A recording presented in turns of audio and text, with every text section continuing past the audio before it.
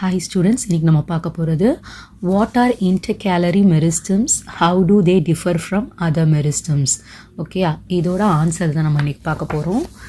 பார்த்தோன்னா intercalary meristemன்றது என்னன்னா it lies between the region of permanent tissues and is part of primary meristem.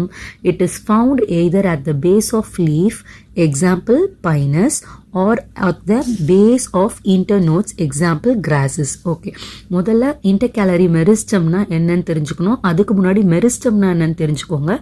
meristemனா என்னன்னா tissues இருக்குல்ல, எந்த tissue ஒன்றும் முழுமையாக வளர்ச்சி பெறலையோ, அதாவது ஒன்றும் அதனால் செல் டிவிஷன் பண்ண முடியும் அப்படின்ற டிஷ்யூஸை தான் நம்ம என்னன்னு சொல்லுவோம்னா மெரிஸ்டம்ஸ் அப்படின்னு சொல்லுவோம்.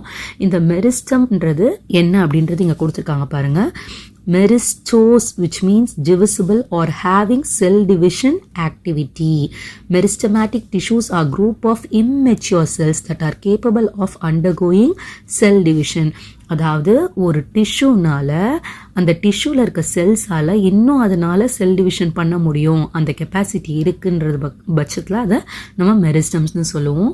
ஸோ டைப்ஸ் ஆஃப் மெரிஸ்டம் பார்த்தோன்னா 3 வகையாக பிரியும். Apical meristem, intercalary meristem, lateral மெரிஸ்டம்னு சொல்லுவாங்க.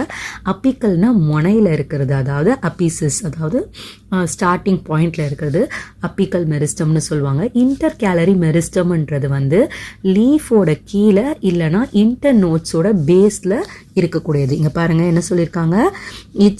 Is part of primary meristem. It is found either at the base of leaf, அதாவது லீஃப்க்கு பேஸில் இருக்கும் இந்த இன்டர்கேலரி மெரிஸ்டம்ன்ற டிஷ்யூ, இல்லைனா at the base of internodes.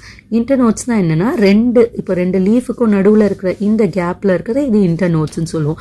So இந்த இன்டர்நோட்ஸில் வளரக்கூடியது இன்டர்கேலரி மெரிஸ்டம். லேட்ரல் மெரிஸ்டம்ன்றது எப்படின்னா இது பேரலாக இருக்கும், arranged parallel and cause the thickness of the plant part. Okay, இப்படி பேரலாக இருக்கக்கூடிய மெரிஸ்டம் டிஷ்யூக்கு தான் lateral மெரிஸ்டம்னு சொல்லுவோம். சரிங்களா?